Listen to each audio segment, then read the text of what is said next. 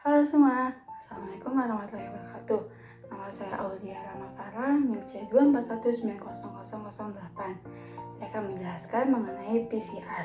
PCR atau Polymerase Chain Reaction adalah suatu teknik amplifikasi DNA secara in vitro dengan melibatkan tahap-tahap yang berulang, serta terjadi duplikasi jumlah target DNA untai ganda pada setiap siklusnya.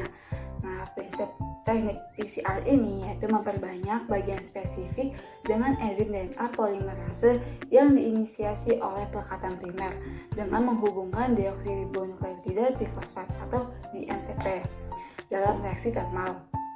Nah, sebelum dilakukan PCR dengan sampel penelitian, perlu dilakukan optimasi agar didapatkan komposisi dan kondisi PCR yang sesuai, sehingga mendapatkan PCR yang optimal.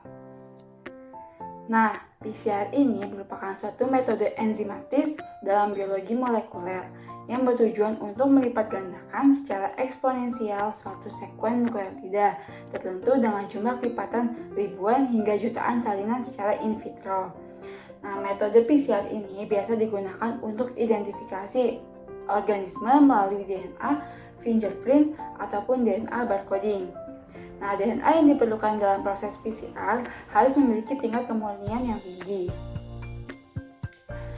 Proses PCR melibatkan beberapa tahap, yaitu pradenaturasi, denaturasi DNA template, penempelan primer atau annealing, pemanjangan primer atau extension, pemantapan dan atau post extension.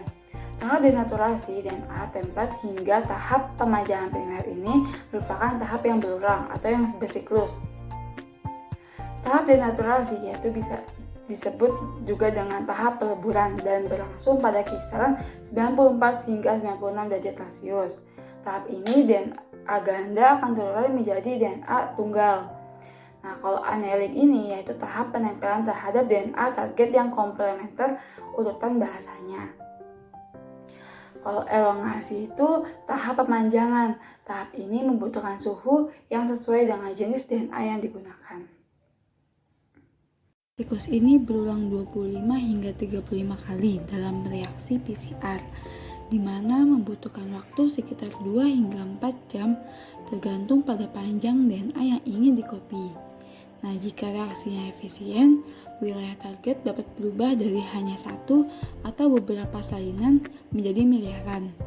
Karena ada banyak salinan atau untai ganda primer dan banyak molekul polimerase yang mengambang di sekitar reaksi, sehingga jumlah molekul DNA kira-kira bisa berlipat ganda dalam setiap putaran siklus. Berikut adalah daftar pustaka yang saya ambil.